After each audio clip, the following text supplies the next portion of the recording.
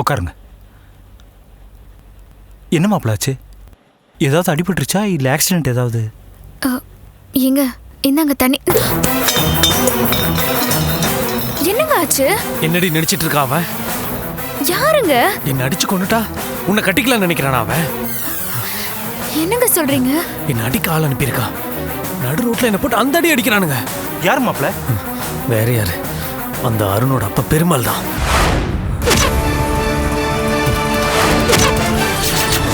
அன்னைக்கு ஹாஸ்பிட்டல் வச்சு அவனை அடிச்சல, அதுக்கு பழிக்கு பழி வாங்கிட்டான். வீரனா இருந்தா என்கிட்ட நேருக்கு நேர் மோதி இருக்கணும். கோழ பையன் அவங்க அப்பா நினைச்சிருக்கான்.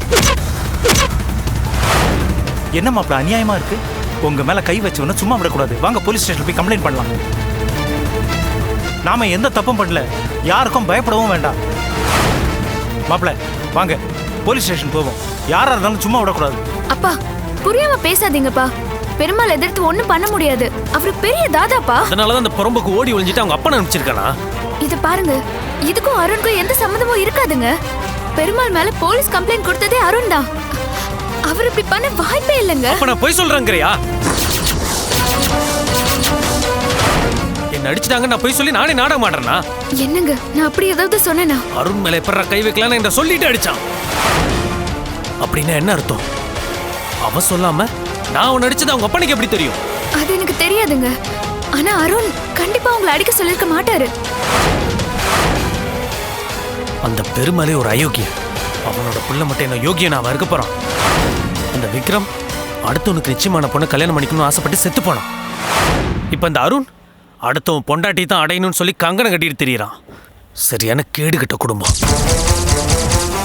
அவனுங்களுக்கு நீ சப்போர்ட் பண்றியா? எங்க பெருமாள் உங்களை அடிச்சது உண்மையா கூட இருக்கலாங்க.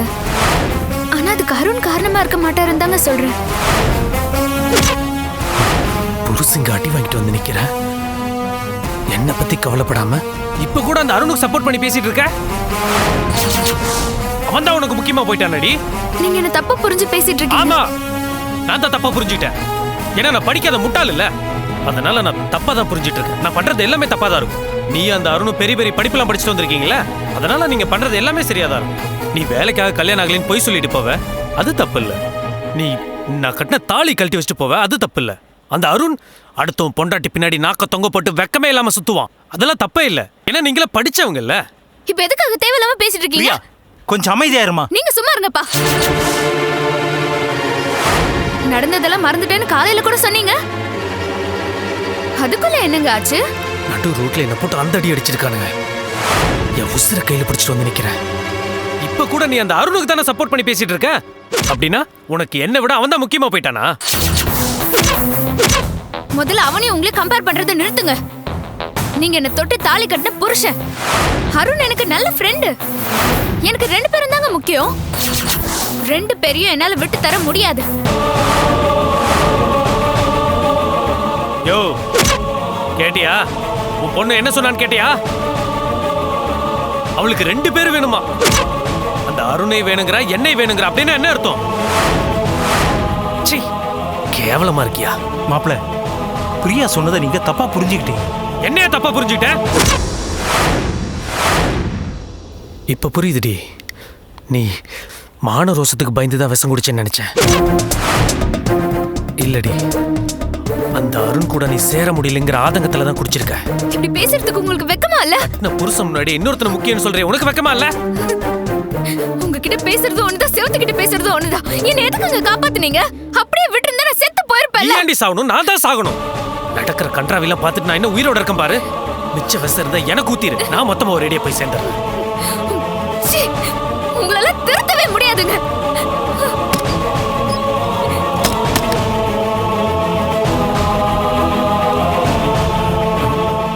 யோ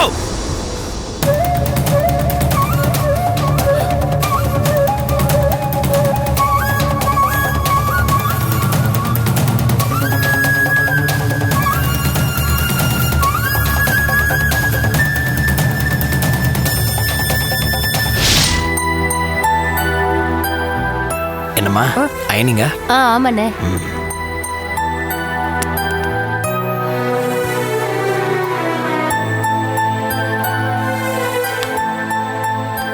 மா என்ன ராஜீவா, நீ இன்னும் தூங்கலையா? நான் தூங்குறது இருக்கட்டும், நீ எப்ப தூங்க போற? மணி 10 ஆகுது. காலையில எந்திரிச்சதுல இருந்து பம்பரமா சுத்திட்டு இருக்கிற. நீ எப்பதான் ரெஸ்ட் எடுக்க போற? டேய், இது என்னடா புதுசா கேள்வி? நான் வழக்கமா பண்ற வேலை தானே. அதுக்கு தான் கேக்குறேன். எனக்கு நினைவு தெரிஞ்ச நாள்ல இருந்து உன்னை இப்படியே தான் பார்த்துட்டு இருக்கிறேன். எப்ப பார்த்தாலும் ஏதாவது வேலை பார்த்துட்டே இருக்கே. ஏமா, உனக்கு ஓய்வு வேண்டாமா? உனக்கு வயசாகுதுல்ல. அண்ணே, நானும் அம்மா கிட்ட எவ்வளவு சொல்லி பார்த்துட்டேனே, அம்மாவால ஒரு நிமிஷம் கூட வேலை செய்யாம இருக்கவே முடியாது. ராஜீவா, நம்ம வீட்டு வேலையை நாம தாண்ட செய்யணும். வேற யார் செய்வா? ஏன் உமா செய்ய மாட்டாளா? உமா, உமா,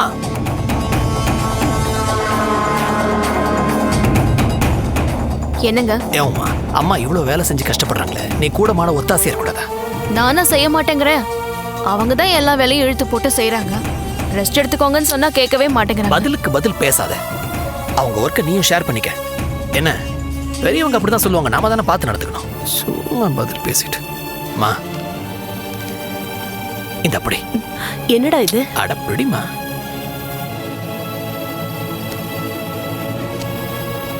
என்ன ஆசீர்வாதம் பண்ணுமா. ஏய், என்னடா இது? நல்லா இரு. டேய், என் ஆசீர்வாதம் எப்பவும் உனக்கு இருக்கும்டா. நீ நல்லா இருப்படா. இது வேலைக்கு சேர்ந்த முதல் நாள்லயே தம்பி சேலரி அட்வான்ஸ் கொடுத்தாமா. 20,000 ரூபாய் இருக்கு. வீட்டு செலவுக்கு வச்சுக்க. என்ன, நீ நல்லா வருவடா. அண்ணே, நீ வேலைக்கு போகணும், கை நிறைய சம்பாதிக்கணும்னு ஆசைப்பட்டேன். என் ஆசை இப்ப நிறைவேறிடுச்சுன்னு. மத்தவங்க கேலி கிண்டலுக்கு நீ ஆளாக கூடாதுங்கிற ஆதங்கத்துல தான் நான் பேசினேன். அதெல்லாம் நீ மனசுல வச்சுக்காதன்னு. என்ன மீனா, நீ என் கூட பிறந்த தங்கச்சிடா. உன்னை பத்தி எனக்கு தெரியாதா? நீ விளக்கெல்லாம் தனியா கொடுக்கணுமா? போமா. மா, இனிமே மாசம் நான் சம்பள பணத்தை கொண்டு வந்து உங்ககிட்ட கொடுத்துருவேன். என்ன, இந்த குடும்பத்துக்கு மூத்த மகனா இனி என் கடமையில இருந்து நான் தவற மாட்டேன். இந்த பணத்தை வச்சுக்க, உன் இஷ்டப்படி செலவு பண்ண. எல்லாம் சரி. இவ்வளவு பணத்தை வச்சுக்கிட்டு நான் என்னடா பண்ண போறேன்? உன் பொண்டாட்டிக்கிட்டு கொடுறா. வீட்டுக்கு தேவையானதை அவளே வாங்கி போடட்டும். அதெல்லாம் ஒன்றும் வேண்டாம், நீயே வச்சுக்க. இன்னைக்கு மட்டும் இல்ல, இனி எப்பவுமே என் சம்பள பணத்தை நான் உன்கிட்ட தான் கொடுப்பேன். மற்றவங்களுக்கு வேணும்னா உன்கிட்ட இருந்து வாங்கி செலவு பண்ணிக்கிட்டோம். என் கையில காசு இல்லாத போது என்ன அவமானப்படுத்தினவங்களை அவ்வளவு சீக்கிரம் என்னால மறக்க முடியாதுமா. வேலைக்கு சேர்ந்து முழுசா ஒரு நாள் கூட ஆகல, அதுக்குள்ள இந்த பேச்சா? உங்க அப்பா கம்பெனி உன் கைக்கு வந்துருச்சுன்னு உடனே நீ யாருன்னு ஆட்டத்தோட கம்பேர் பண்ணா இது ஒண்ணுமே இல்ல. உங்க வீட்டு ஆளுங்க முன்னாடி என்ன அவமானப்படுத்துறீங்களா? மீனா உங்களை அவமானப்படுத்தி பேசினப்போ உங்களுக்கு சப்போர்ட்டா நின்னது நான் மட்டும்தான். அத மறந்துடாதீங்க. உமா, அண்ணே, என் அண்ணன் வாழ்க்கை நல்லா இருக்கணுங்கிற எண்ணத்துல தான் நான் அப்படி பேசினேன். மத்தபடி அவமானப்படுத்தணுங்கிற நோக்கம் எனக்கு கிடையாது. நீங்க தான் கட்டின புருஷன் மாமியாருன்னு கூட பார்க்காம அவமானப்படுத்தி பேசுறீங்க. யாரு? நான் அவமானப்படுத்தினா? பசையோட சாப்பிட உட்கார்ந்தவர மனசாட்சியே இல்லாம எழுப்புனது யாரு? நீதானே? வீட்டுல சும்மா இருக்கிறவரு குளிக்கலன்னா கூட பரவாயில்லன்னு சொன்னது யாரு? நீதானே? இதெல்லாம் ஏன் புருஷன் வேணா மறக்கலாம், ஆனா நான் மறக்க மாட்டேன். உமா, என்ன ஆனந்தங்கச்சுக்குள்ள சண்டையை முட்டி விடுறீங்களா? என்ன உங்களை மாதிரி நினைச்சிட்டு இருக்கீங்களா? என்னையும் என் புருஷனையும் பிரிக்கிறதுக்கு தானே நீங்க 2 பேரும் இங்க வந்திருக்கீங்க. இங்க பாருங்க, அப்படி ஒண்ணும் கெட்ட புத்தி எங்களுக்கு இல்ல. எங்க அப்பா அம்மா ஒன்னும் அப்படி வளர்க்கல. எல்லாம் எங்களுக்கு தெரியும். அடுத்து உங்க குடியை கெடுக்கிறதுக்காக தான் நீங்க இங்க வந்து உட்கார்ந்துருக்கீங்க. இப்ப ஏன் கத்துறீங்க? இங்க பாரு, மறுபடியும் உனக்கு ஞாபகப்படுத்துறேன். மீனா என் தங்கச்சி. இந்த வீட்டுல எனக்கு எந்த அளவுக்கு உரிமை இருக்கோ அதே அளவுக்கு உரிமை மீனாவுக்கு இருக்கு. அவளை இங்க வர வேண்டாம்னு சொல்றதுக்கு நீ யாரு? உங்க தங்கச்சி இங்க வந்தது தப்பில்ல, ஆனா வந்த நோக்கம்தான் தப்பு. உங்களையும் என்னையும் பிரிக்கத்தான் உங்க தங்கச்சியோட நோக்கமா இருக்கு. உமா, மீனா அப்படிப்பட்ட பொண்ணு இல்லம்மா. அடுத்தவங்க பேச்ச கேட்டுக்கிட்டு கட்டின பொண்டாட்டிய பிரியறதுக்கு என் பையன் ஒண்ணும் முட்டாள் இல்லம்மா. உங்க பொண்ணு உங்க பையனை அவமானப்படுத்திட்டு இருக்கும் போது நீங்க வேடிக்கை பார்த்துட்டு தானே இருந்தீங்க. நீங்க சும்மா இருங்க. 20,000 ரூபாய் பணத்தை பார்த்ததும் பல்லு இடிச்சிட்டு எல்லாரும் ஒண்ணாயிட்டீங்கல்ல. என்னங்க, என்ன அடுக்கறத விட்டுட்டு உங்க தங்கச்சியோட வாய் அடுக்குங்க. அப்பதான் நீங்க உருப்படுவீங்க. நீ உள்ள போறியா இல்லையா? போ. நீங்க கொஞ்சம் சும்மா இருங்க. போடி உள்ள. எப்ப பார்த்தாலும் என்னையே போன்னு சொல்லிக்கிட்டு. ச்சே.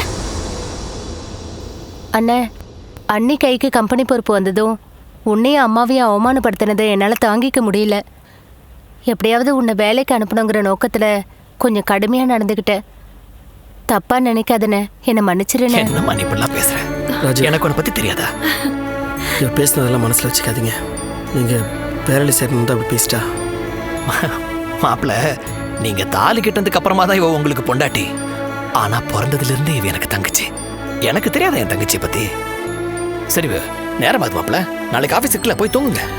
Okay, good night. நீ போமா. சரிண்ணே.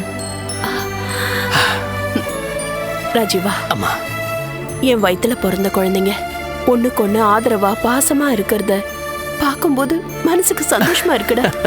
எனக்கு இது போதும்டா, இது போதும். சரி சரி, நீ சாப்பிட்டியா? இதோ பாத்தியா, சாப்பிடாம இருந்தா உடம்பு என்ன ஆகுது? நீ போய் சாப்பிட்டு படுப்போ. சரிடா.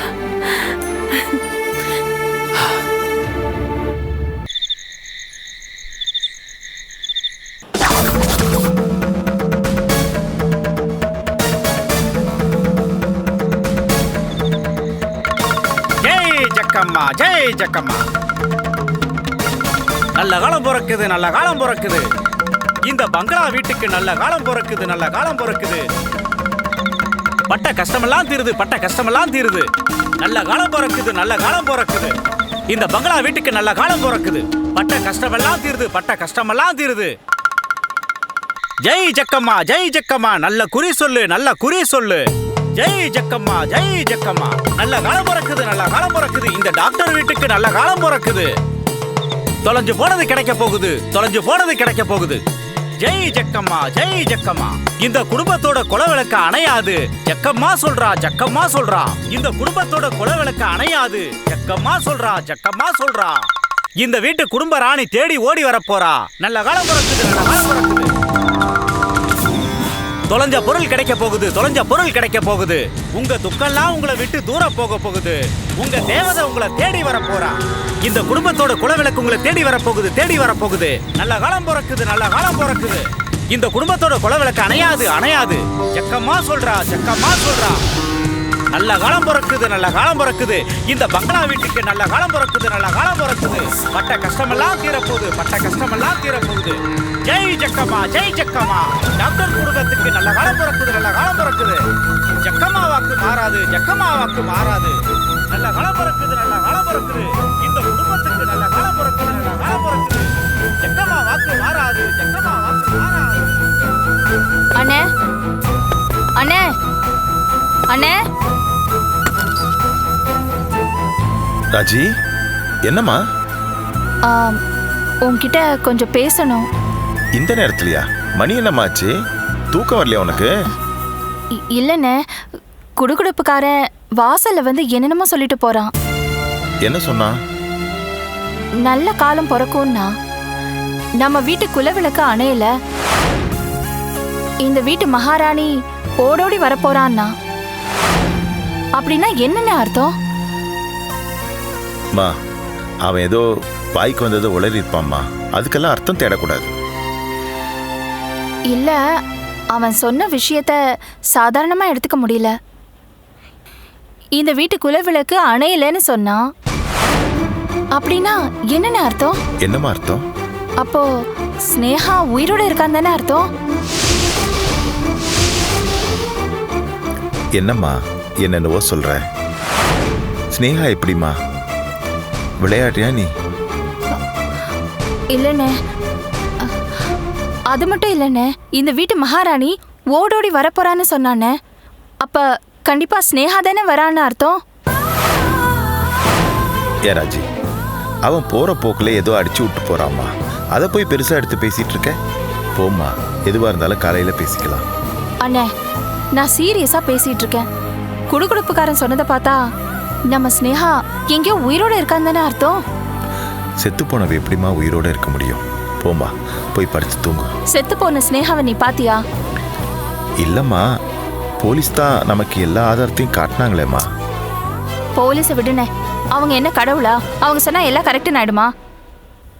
என் உள் மனசு ஸ்னேகா உயிரோட இருக்கான்னு தானே சொல்லுது. குடுகுடுப்பாக்காரன் உன்னை நல்லா குழப்பிட்டு போயிருக்காமா. எதுக்குன்னு சந்தேகம்? காலையில முதல் வேலையா குடுகுடுப்புக்காரன் எங்க இருக்கான்னு தேடி பார்த்து விவரமா கேட்டுட்டு வந்துருவோமா? நீ எதுக்குமா அவனை தேடி போனோம்? அவனே உன்னை தேடி வருவான். வருவானா? கண்டிப்பாம்மா. நைட்டில் இப்படித்தான் வீடு வீடாக குறி சொல்லிட்டு போவான். காலையில் மறுபடியும் குறி சொல்கிறங்கிற பேரில் பாசிட்டிவாக ஏதாவது சொல்லுவாமா? அப்போ தானே நம்ம சந்தோஷத்தில் ஏதாவது அள்ளி கொடுப்போம். அண்ணே, அப்ப கண்டிப்பா காலையில வருவான்ல? கண்டிப்பாக வருவாம்மா.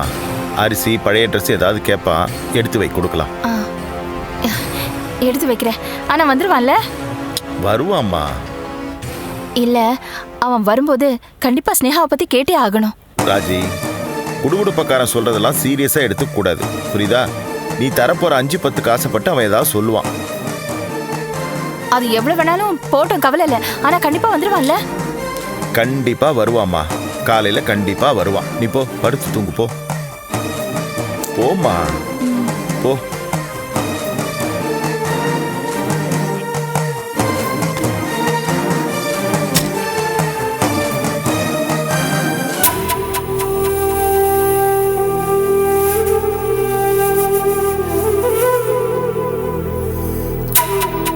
ஸ்னேகா, நீ எங்களெல்லாம் விட்டு எங்கேயும் போயிருக்க மாட்ட. எனக்கு தெரியும். நீ எங்க இருந்தாலும் திரும்பி வந்துடுவ. எனக்கு அந்த நம்பிக்கை இருக்கு.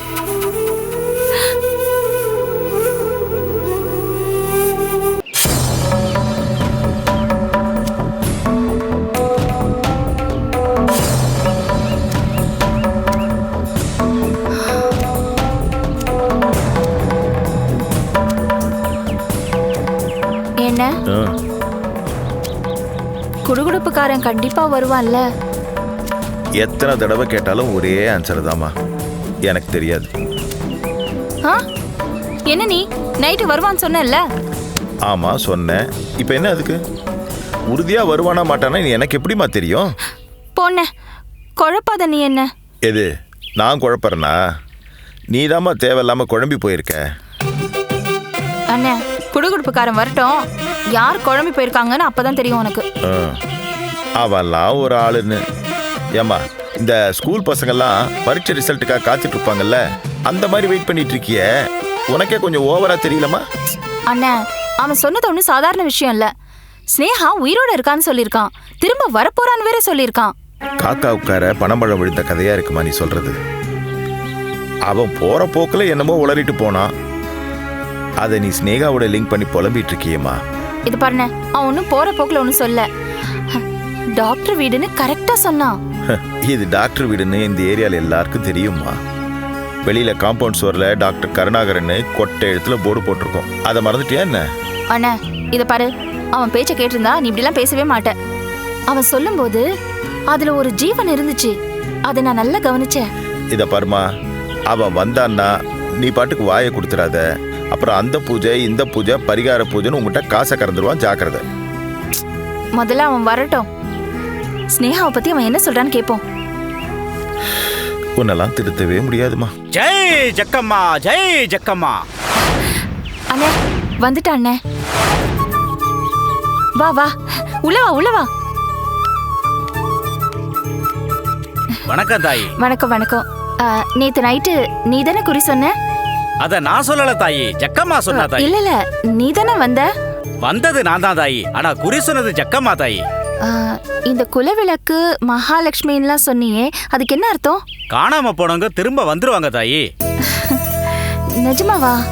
ஜக்கம்மா பொய் சொல்ல மாட்டா தாயி, சொன்னா சொன்னதுதான், கண்டிப்பா பலிக்கும். கேட்டியண்ணே,